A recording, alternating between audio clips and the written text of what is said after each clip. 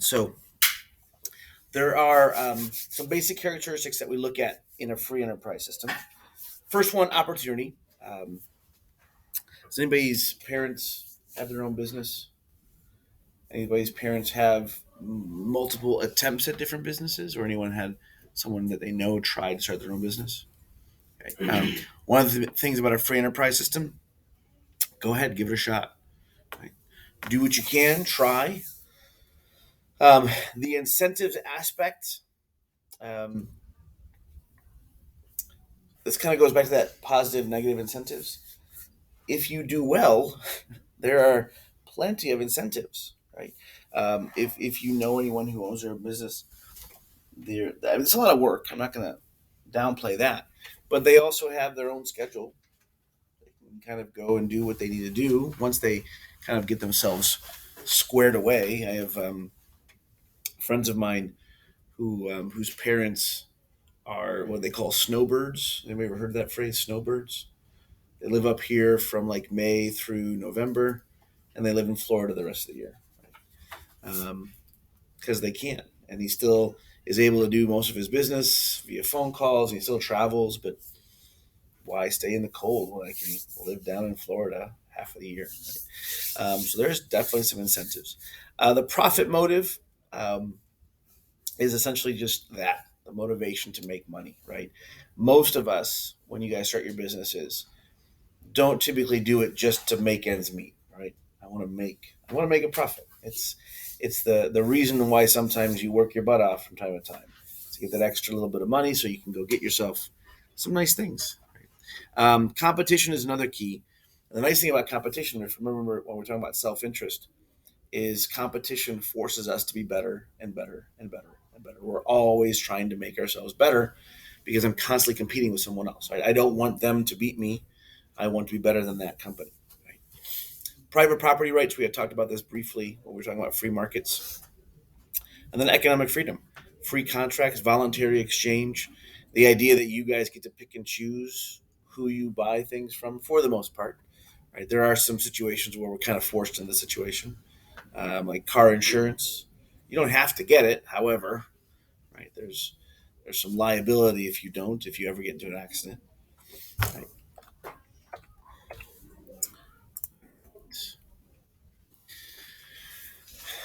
Now, what are our roles? Key roles in the free enterprise. So, as a consumer, you guys may have heard the phrase "customer is king" or "consumer is king." We as workers tend to not like that phrase, but it works, right? If you guys remember that gentleman that was on that video, he said, "Don't have to care for not yet. I'm sorry. You don't have to care about your person that's buying stuff. You just have to take care of them. Like, you have to provide them stuff. You don't have to like them. Matter of fact, I imagine there are plenty of you guys who have had moments where you don't really like somebody that you're working with or somebody that you're serving or taking care of, right? But that paycheck, that that customer that you might work with, that just like, oh, they still pay their bill. So you're like, okay, I kind of suck it up. Does anybody work food service here? Okay. Have you guys run into situations where you have people where you're like, oh, Lord be with me, provide me sanity, provide me a moment of respite from this situation. Yeah, and yet you're nice to them. The hope is they give you a tip, or the hope is that you don't get fired for punching them in the face, right? Yeah, so there are times, I would imagine not even food service, but if you ever work customer service where you're just dealing with a customer, anybody have a job where you're actually able to isolate yourselves and you're not dealing with people directly? Somewhat. Yeah, sometimes inadvertently, maybe you have to if you really. Yeah, I think for me, one of the biggest issues I run into at the gym is parents that are, and I imagine you guys all run into this, who just don't think about the question they just asked you. Like, just take a couple extra seconds and think about it for a second. Because if you did, you wouldn't ask me the question. Right? You can figure this out. Right? But we get to voluntarily get involved in those, right? The more the consumers buy, the more we make. This is a big thing, right? Now, the other part of this Anybody ever heard of interest groups? Does that phrase sound familiar at all? Okay. So from time to time, you'll see these. I think the one that I know of, and sometimes it's just geographic location. I probably have mentioned to you guys a couple times. The Starbucks in Brunswick used to. They were thinking about putting the Get Go right there. Like the housing people behind it. Do you guys? Have I talked with you guys about this one? People living behind it came to the city council and was like, no, no, you can't do that. It's going to cause all sorts of traffic. Well, ironically, Get Go didn't go in there, but Starbucks, and now there's a new coffee place that's going in right there. It's Brunswick, there's traffic everywhere. And there's really no grades. And if you're lucky, though, has ever, whoever my Brunswick people are, made it all the way down center, hit the lights just right? No. Every once in a while, you're like, you make it, you're like, I was driving with my brother one night, and I made it home, and he's like, This one was Chick-fil-A. You gotta hit 40 to get to 40 across Yeah. the whole thing, and then you get it. when I made it all the way down, It's my brother's 35. like, did you realize you just made It's it just all the way? 5 over. Right. So, anyways, sometimes on your own, it's very difficult to get things taken care of, right? So, if you go to whatever store, Chick-fil-A, you go to Mucho Bueno, you go to whatever restaurant you go to, and you specifically, just you, complain about something, they might take care of you. They might give you a little discount. They might give you something off for check. They might give you a gift card. Right? Chick-fil-A is really decent for that one. If something goes too slow and you say something, they'll typically give you a discount or they'll give you a gift card for a breakfast or something. Right? But is it more productive to have more people say something or just one person say something? The more the better, right? Because then it's not just one person, it's a group of people. Now, okay, that's a little more serious. Um, for example, and this happened a couple years ago with one of the lab instructors. I'm not sure who it was, to be honest. Can't think of who it was, but I do know that one or two students were having a problem, and they started kind of talking to their other friends in the other classes that are in the same lab. Originally, they went to Mrs. Goodwin. This is probably Mrs. Goodwin's first year's principal, and said something to her. Said, "Listen, we're really having a problem with the lab instructor. Yada yada yada." Mrs. Goodwin, thank you very much. And I'm sure she probably went to the instructor and said something, but nothing really changed. Second semester, they had kind of all almost gathered together, like the class, junior class and senior class, and it wasn't mean. It wasn't like cruel. They didn't want the guy fired or the girl fired. I can't remember which lab it was. But then they all got together and they all kind of sent a representative to Mrs. Goodwin and said, "Listen, all of us are having issues with this specific situation." And Mrs. Goodwin stepped in and kind of said, "Okay, we got to make some changes because all of your students are having the issue, not just one." Right? So again, the group thing tends to work a little better.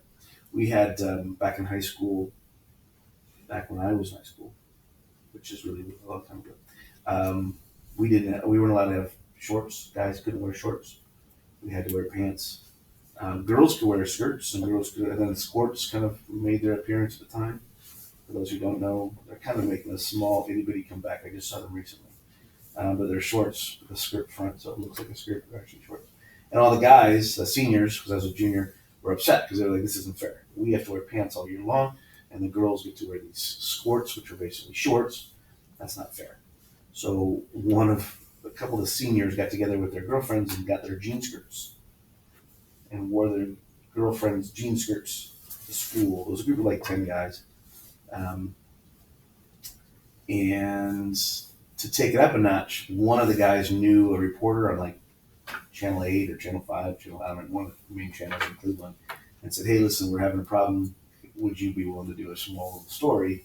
And the guy's like, "Yeah." So they showed up to school, came in the back entrance. They didn't check in with the main office, and they started interviewing kids and teachers in the hallway. And they finally were able to get to the principal because the principal came running down. Like you can't just come into a school and start doing this stuff.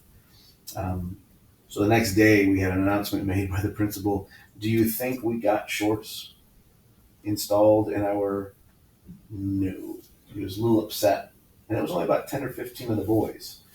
Right. So now the next year, my buddy, he ended up getting a petition sent, and it was a very, very kind petition. He said, "I'm meeting with the principal." He had teacher signatures, he had student signatures. He actually got the mayor of Broadview Heights and Bruxville to sign it, parents on sign. So he had like 5,000 signatures.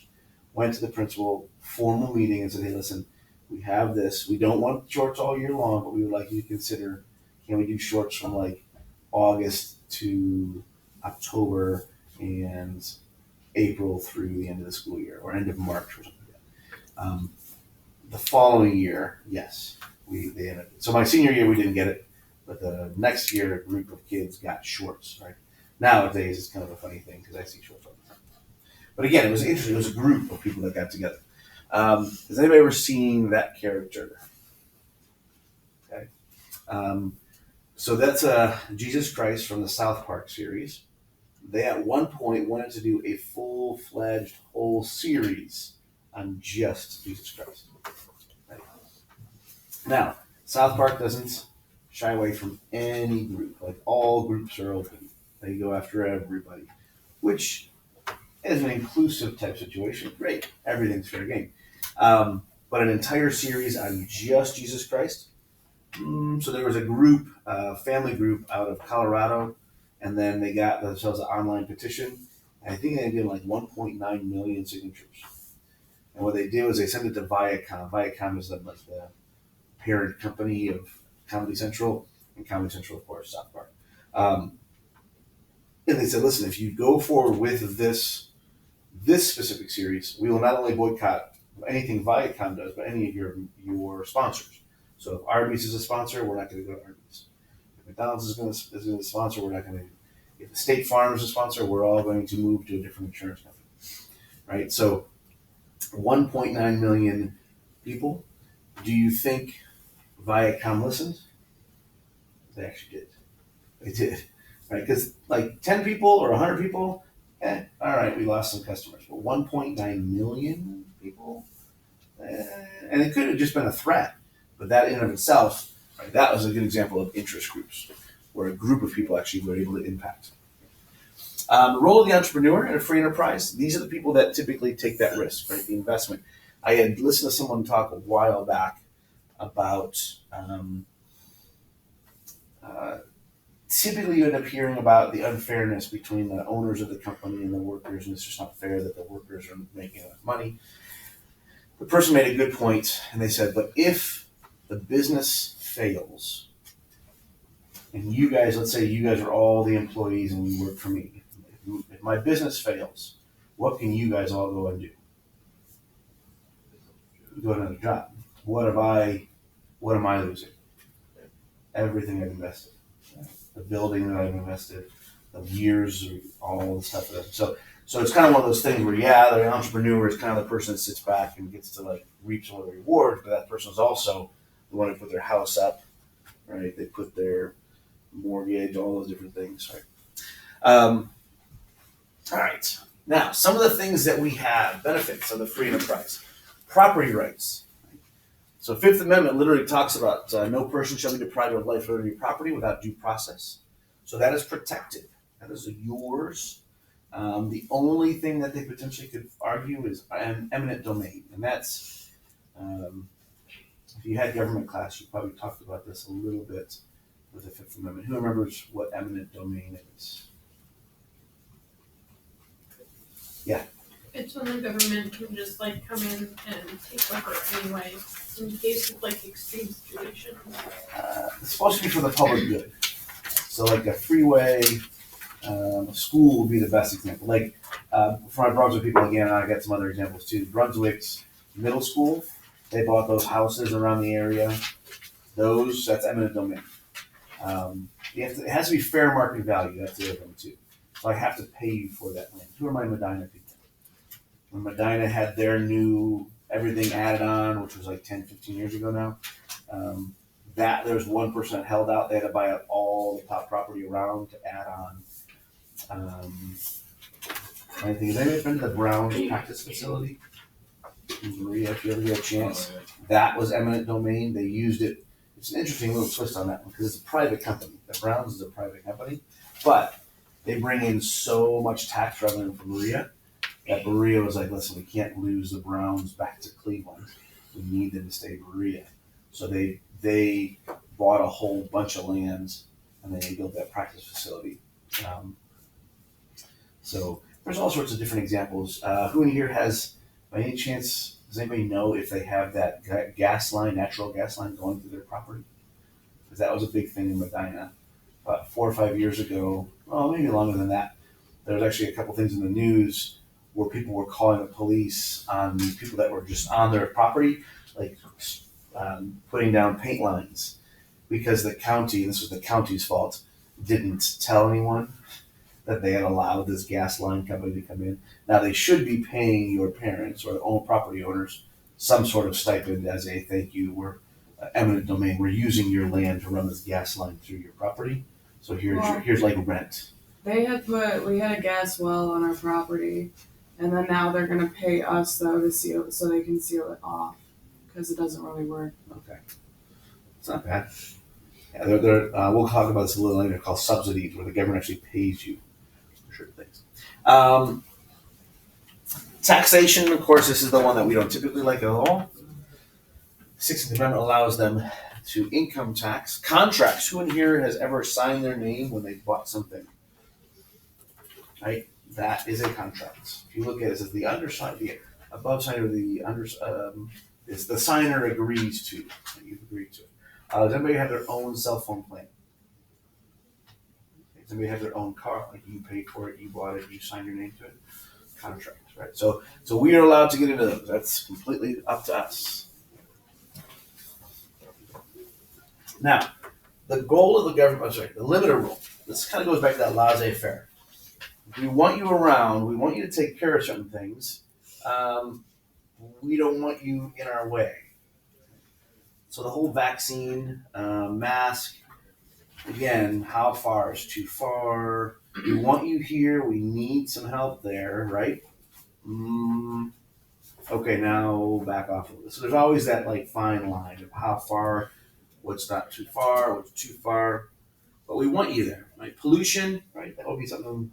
Who in here remembers hearing that the Cuyahoga River caught river 3 times? Caught fire, sorry. Thank you. Caught fire 3 times. Yep. Because of pollution. I think that was actually one of the spurs that kind of got the EPA created. Was our own river up in Cleveland. Have you ever heard the phrase "mistake on the lake"? A joke about Cleveland. That was one of the reasons why we had it. Right? We had pollution. It was just bad. And the river isn't. Has anybody been up to the flats in their past 2 or 3 years? It's nicer. They've redeveloped it. But if you look at the river, it's still brown. It used to be nasty. I still remember going down there when I was little. And I was there right after the EPA started cleaning up. But they used to have the steel companies just literally just dump their stuff right into the river. And then it would go out to the lake. No big deal. Right? Unsafe foods. So there's all sorts of limitations and things. Again, my food service people know what I'm talking about. How much cleaning you have to do when you're around food. Yeah, it's sometimes excessive, right? Information is another one. You guys are bombarded with way more than I was at your age in your life now. And the thing is, the laws have changed. Who in here has noticed or realizes the calorie information that they're putting on all the menus now? So if you look at the menu at the very bottom of whatever the item is, it'll say 300 to like 800 calories, depending. Like that's the max. Any of the boxes that you guys buy or anything that has a package, the information on there. Comparing prices, how easy is it to compare prices now online? There's actually, I know there's apps out there where you just scan the barcode and it'll tell you, it's this much at the store you're at right now, but at Target's this much, at Walmart it's this much, and so you can just compare. So the information is absolutely amazing that's out there. There are things too, that's public disclosure, they have to tell you. Information must be honest and clear. Has anybody ever listened to those ads at the end of something where it's speeding really, really fast? They've changed the laws on that probably the last 20 years, 15, 20 years. It used to be like they actually hired speed readers that would just read through the warnings real quick. And you'd be like, I don't know. But they would say, but we told you. It was in the ad. The other one, I think my favorite one is the gambling when they talk about casinos. So they kind of like, come on down to Jack's Casino. At the very end, they'll put in, if you have a gambling addiction, call 1-800. Can't be deceptive. Matter of fact, this is an older ad. A couple years back, we had a receiver for the Browns that just couldn't couldn't catch anything.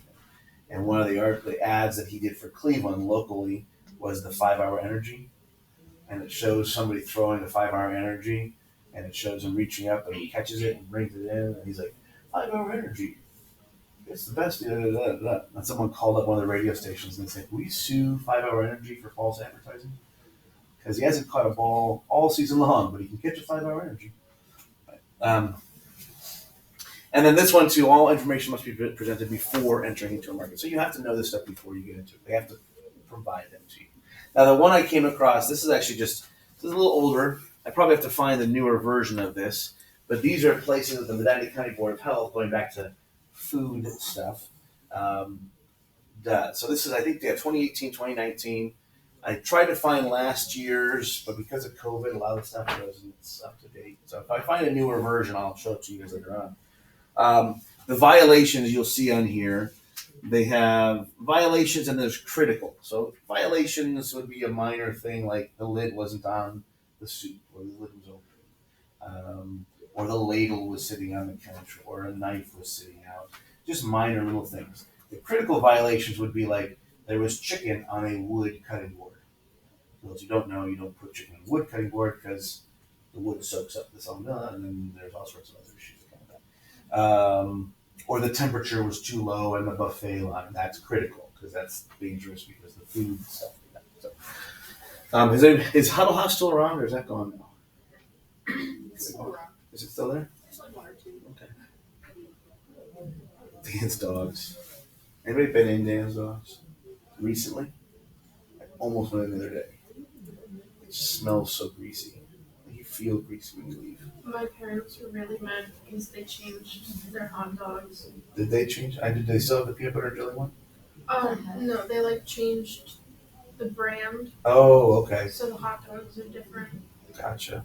Yeah, originally when I first went in, when I first got the job here, they used to do like corn chowder, so good, and then they changed owners. I do know my buddy worked with the former owner, and he kind of like had a meltdown. Like he was on Facebook posting things, and they had to like good. But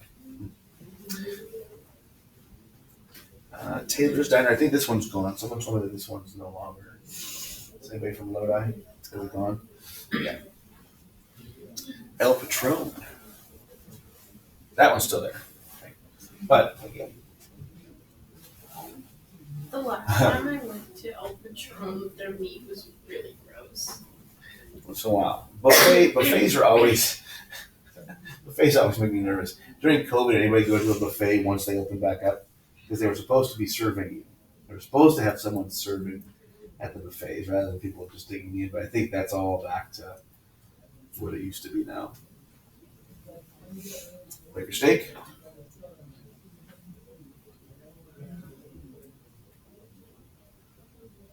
I haven't been to this place in a while, but it's pretty good. The wings were always big. If they have wings, you guys heard about the wing shortage now? The locations can't get wings, which sucks if you're at Wings in Brunswick. And they're under new ownership too, the one in Brunswick. Sushi, yeah, you're gonna. Has maybe been to Tokyo buffet, Tokyo. And then the other one is the one that provides the sushi on Mondays for us. Is that Twisted?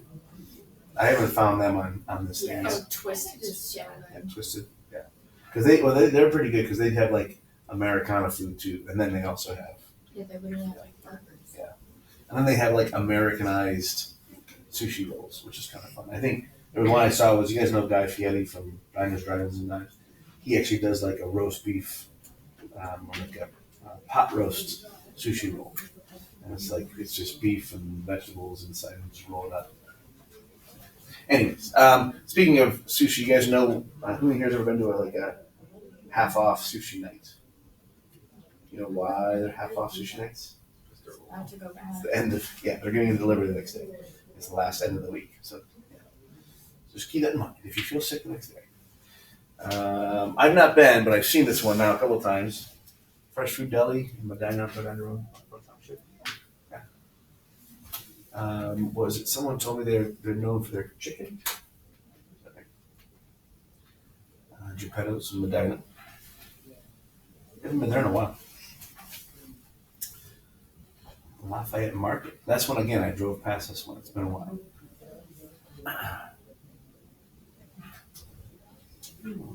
Gosh, these people are like under the 10th or 15th owners of the Maple site constantly. And then they redid everything and they added new parking and they added another parking lot. And then, of course, all the parking went away on the other side where everyone parked in that like field is now all condos. Has anybody been to Tabaneo's Pizza? It doesn't look like that anymore though, right? That was, of course, bad picture day for them. Yeah. I've heard it's pretty decent. And then one of my students was like, that's my dad's ice chest. I'm like, what? It's like, my dad delivers ice. He delivers to that.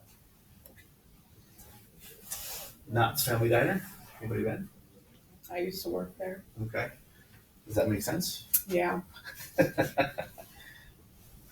Luna's been This is there. disgusting. Yeah, it is your greasy hole in the wall breakfast place.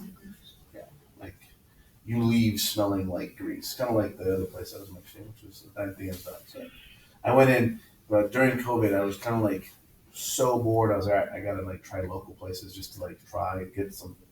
Yeah, we did the same thing, and it was like, I went to Luna's, and it was greasy, but I knew about that one. But then there was the one that's over by Big Lots. It's got the Fat Bob's on one side. It's the that was Brunswick actually thing. not bad. It's not bad. The only problem was they like gave me when I ordered. I got a chicken fried steak, and it was like a pre-frozen patty. It's typically it's like you pound it out. It's nice big. And then they don't have any like no Coke or Pepsi. It's their own homemade version of pop. All right. Now for this one, and I know we've mentioned number one on here, the first one, because it came up in a conversation a while back. But some of the things that we in a free enterprise system does is, again, we create government sometimes to help deal with situations. Like, oh, I didn't see that one coming, right? So the first one, the FDA, 1906. I think we had mentioned the Jungle by Upton Sinclair, right? That was when the book came out around that time. And again, originally it was for unions. He was investigating unions and kind of looking at unions. And while he was at the meatpacking plant, he saw what was going on and was like, oh my gosh. Now, of course, the FDA, more than just food, our drugs as well. The whole thing with the vaccine, that's an FDA approval. So you typically look for that. Federal Reserve, 1913. 1933 would be the big one here. The FDIC. Has anybody ever gone to a bank and seen that little placard on the bank? If you ever go in, you'll see that. Who in here knows of or heard of anyone that was like probably your, I would imagine you guys at this point, great grandparents who would put their money in the mattresses or leave them in the house, right? Because they were afraid of the banks, because they lost their life savings.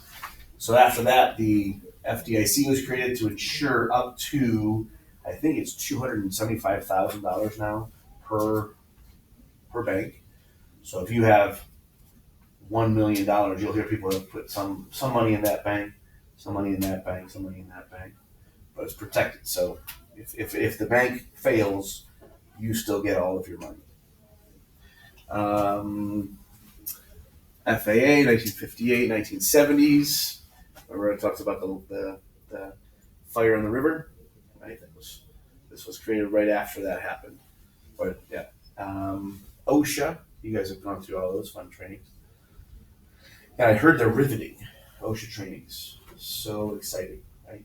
So fun. Joyous times. Is it in the CE Holly room or do they do it in their labs now? Because they used to have like formal OSHA training in CE I Holly. think we did it in our lab. In their lab now. Yeah, we did it in lab. Yeah, because I think we had one instructor that was leading, that led the whole thing, but now I think it's easy to do in the lab. CPSC, Safety Commission, Nuclear Regulatory. This is actually, who remembers hearing anything about 3 Mile Island? Like a nuclear leak potential in Pennsylvania. Who in here saw the Marvel movie? Well, it wasn't Marvel. Sorry, it was the Wolverine, where the very first Deadpool appears. If you guys remember that with Ryan Reynolds, and he had the 2 long swords, and then they destroyed that like nuclear power plant. supposed to be a 3 Mile Island. That was the whole funny joke about that part, right? But that was a potential nuclear leak, so they created the NRC to take care of that. CFPB, that was created after that lovely 2008 crash, right after you guys were all born. Um, so again, a lot of these places deal with that. TSA, that's kind of obvious, right? 9/11, so we must create an agency. So again, these are things that we kind of create as we go, depending on the need for them. All right, negative effects. Negative effects of regulation. You guys could probably all imagine these. It's costly. I got to create new rules. I've got to create new paperwork. I may have to train people to take care of certain aspects. Certain that smoking ban. There's on literally the tickets, the physical tickets had to be adjusted. So all the old tickets had to be thrown away. The new tickets have, if you look at them closely, have little places for the police officers to check smoking stuff. Um, Regulations can stifle competition, right? The more rules, and again, you guys experienced this during COVID. How many companies were like, you know what, we're done. We're out. My gym is right in North Royalton by Mr. Divots. Does anybody remember Mr. Divots in North Royalton? Okay. Regardless, there's the jump yard is right there. So anybody been to the jump yard in North Royalton? That has gone out of business. They just closed their doors about a month or so ago because COVID. Right? You can't keep it up. Too much cleaning, too many regulations, too many rules. Forget it. So they're closing their doors. Increased government spending in industries because the government has to hire workers to do actual oversight. Right. So the more rules we have, the more government we have to create. So you start to have more of that. My brother-in-law works for Summit County Health Department, and they've had to hire more people just to deal with COVID stuff. Just going out and checking out locations because it's more on the radar now. All right.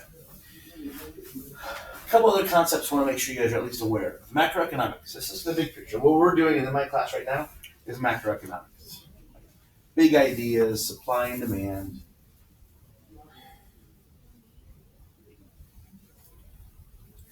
Free enterprise, economic systems.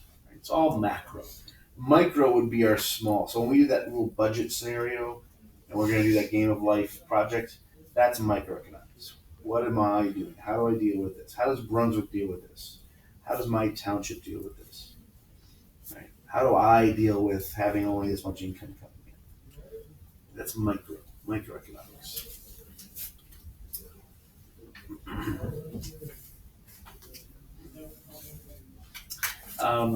GDP, gross domestic product.